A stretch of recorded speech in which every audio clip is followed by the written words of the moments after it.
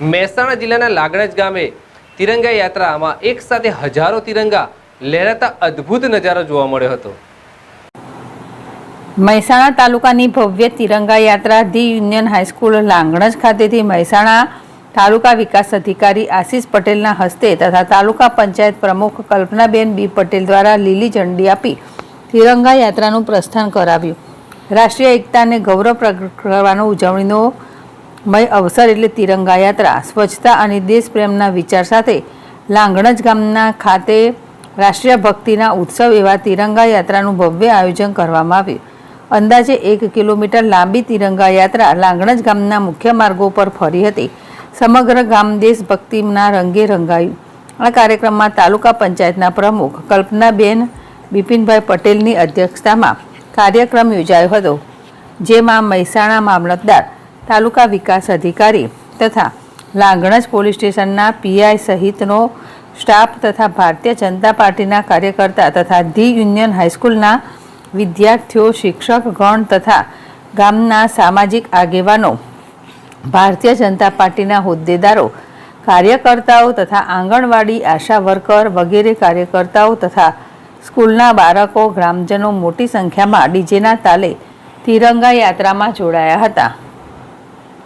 Bhavin Bhavsar, જેડેશ TV, Mehsana. જે કાર્યક્રમ યોજાયો શું કહેવા માંગશો? આપનો પરિચય આપો। મારું નામ પટેલ કલ્પનાબેન બી, પ્રમુખ તાલુકા પંચાયત મહેસાણા।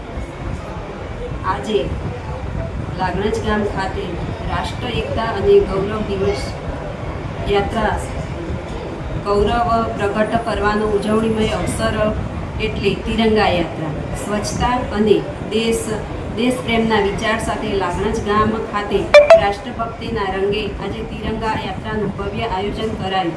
આ તિરંગા યાત્રામાં પદાધિકારીઓ, સંગઠનના હોદ્દેદારો તથા કાર્યકર્તા તથા સ્કૂલના ટીચરો, બાળકો અને મોટી સંખ્યામાં ગ્રામજનો આ યાત્રામાં હાજર રહ્યા હતા। આજે જે કાર્યક્રમ યોજાયો શું કહેશો? આપનો પરિચય આપજો। તાલુકા ભાજપ પૂર્વ પ્રમુખ મહેસાણા, પૂર્વ સરપંચ લાગણજ।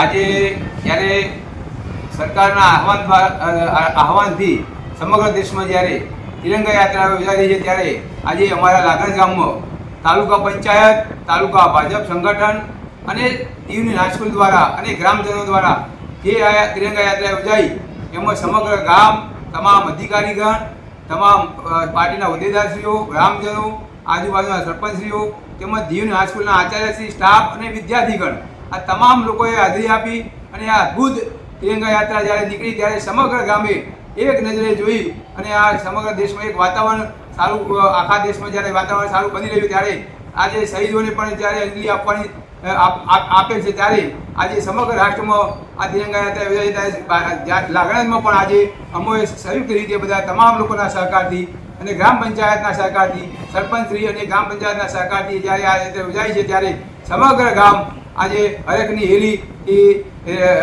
જ્યારે રેલી છે, ત્યારે આજે આ તિરંગા યાત્રામાં તમામ લોકોનો હું આભાર માનું છું। ભારત માતા કી જય, વંદે માતરમ।